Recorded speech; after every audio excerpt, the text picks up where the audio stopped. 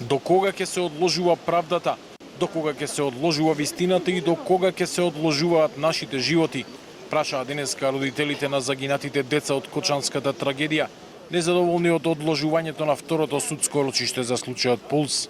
Маршот за ангелите започна од паркот на револуцијата во Кочани со порака дека се чекори со љубов, со болка и со достоинство во име на оние кои повеќе не можат да чекорат. Организаторите нагласија, овој марш не е протест, туку мирен, достоинствен збор против неправдата и потсетување дека зад секој судски предмет стојат човечки животи, семејства и болка што не избледнува. Родителите јавно порачаа дека нема да замолчат и дека ќе продолжат да бараат правично судење за трагедијата во дискотеката Пулс, во која загинаа 63 млади луѓе. Второто одложено рочиште не беше само административно одложување. Тоа беше уште еден удар врз 63 семејства.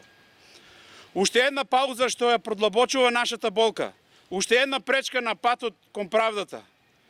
Но и уште еден доказ дека ние нема да се предадеме, ние нема да се повлечеме, ние нема да замолчиме.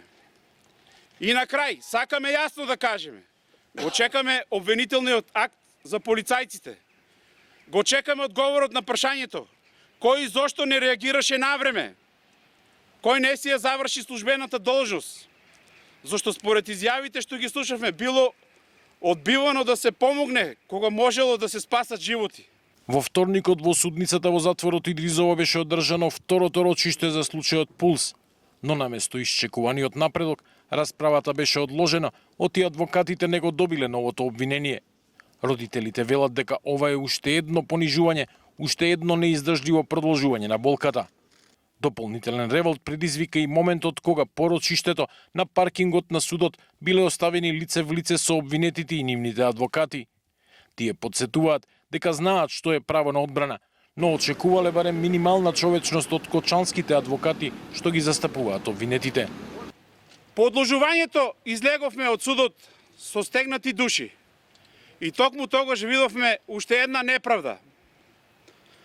На истиот паркинг, без никаква организација, без кордон, без минимум човечка чувствителност, нас родителите на загинатите деца не ставија рамо до рамо со обвинетите.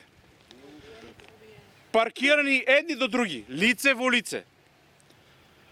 Како да сме еднакви страни во нечи административен записник, а не родители што ги изгубија своите деца.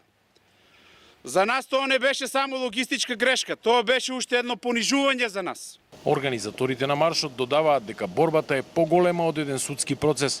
Таа е повик до државата да покаже совест, до институциите да не газат врз болката на родителите и до целото општество да не молчи пред системските пропусти. Родителите велат дека ќе чекорат, ќе зборуваат и ќе се борат во името на 63 млади животи што никогаш нема да се вратат дома.